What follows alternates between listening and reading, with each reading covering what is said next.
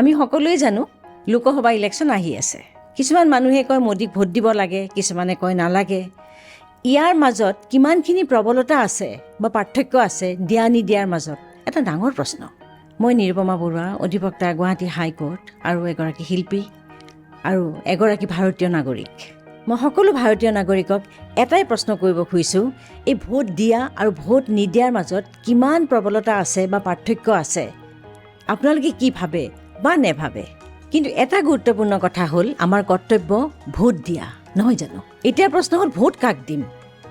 স্বাৰ্থপৰজনক দিম নে দেশক ভাল পোৱাজনক দিম? আমাৰ ভোটৰ প্ৰধান লক্ষ্যটো হ'ব লাগে যে কেন্দ্ৰত এখন চৰকাৰ হ'ব লাগে, স্থিৰ চৰকাৰ হ'ব লাগে, কৰ্মদক্ষতা থকা এজন নেতৃত্ব দিব পৰা মানুহ লাগে।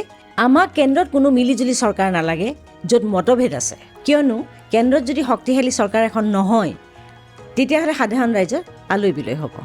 সেইকাৰণে প্ৰথমতে আমি ভাবিব লাগিব দেশৰ কথা। ইয়াত কোনো জাতি ধৰ্মৰ কথা নাহে।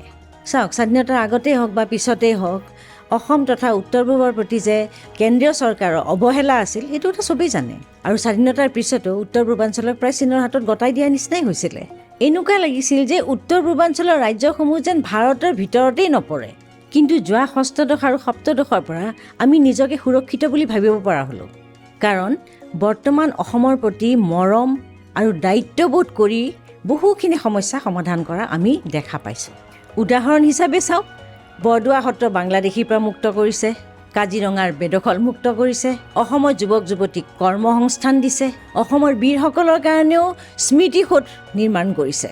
আমি সকলোৱে জানো অসমত শুদ্ধ ৰাষ্ট্ৰীয় নাগৰিকপঞ্জীও প্ৰস্তুত কৰিছে। ধৰ্মান্তকৰণ, অনুপ্ৰৱেশ, আন্তৰ্জাতিক ভাৰত বিৰোধী কাৰ্যকলাপবিলাক সম্পূৰ্ণভাৱে বন্ধ কৰিছে। কিন্তু আটাইতকৈ ডাঙৰ খবৰ হ'ল, কিমানে জানে মই নাজানো, জাগিৰোডত ২৭,০০০ কোটিৰ বাজেটত ছেমি কণ্ডাক্টৰ প্ৰকল্প প্ৰস্তুত কৰা হৈছে। আৰু এইটোৱে আমাৰ অসমৰ অৰ্থনৈতিকত বহুত সহায় কৰিব। ইয়াৰ উপৰিও যদি ৰাষ্ট্ৰীয় পৰ্যায়ৰ উন্নতিৰ কথা আমি ভাবোঁ, তেতিয়াহ'লে ভাৰত বৰ্তমান বিশ্বৰ পঞ্চম অৰ্থনৈতিক দেশ হিচাপে উন্নতিকৰণ হৈছে। এতিয়া বিশ্বৰ দৰবাৰত ভাৰতৰ সবল স্থিতি, ৰাষ্ট্ৰীয় সুৰক্ষা, আভ্যন্তৰীণ সুৰক্ষা, এই দুয়োটা ক্ষেত্ৰতে ভাৰত বৰ্তমান শক্তিশালী দেশ। জম্মু কাশ্মীৰৰ কথা ক'বই নালাগে, 370 ধাৰা বাতিল, অযোধ্যাৰ ৰাম মন্দিৰ নিৰ্মাণ, ৫০০ বছৰৰ সংঘৰ্ষৰ অন্ত পৰিল, মুছলমান মহিলাসকলৰ কাৰণে ৩ তালাকো বন্ধ কৰিলে। ইয়াৰ উপৰি শিক্ষা ব্যৱস্থা, স্বাস্থ্য ব্যৱস্থা, দেশৰ যাতায়াত ইত্যাদি ইত্যাদি বহুতখিনি উন্নতিকৰণ হৈছে বৰ্তমান। এইবিলাক মই একো পক্ষলৈ কোৱা নাই।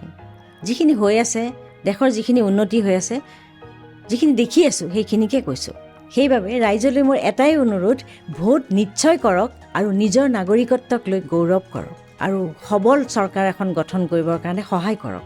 ১০০% মানুহে যদি ভোট প্ৰদান কৰোঁ, এখন সুস্থ চৰকাৰ নিশ্চয় পাম। ধন্যবাদ। জয় হিন্দ।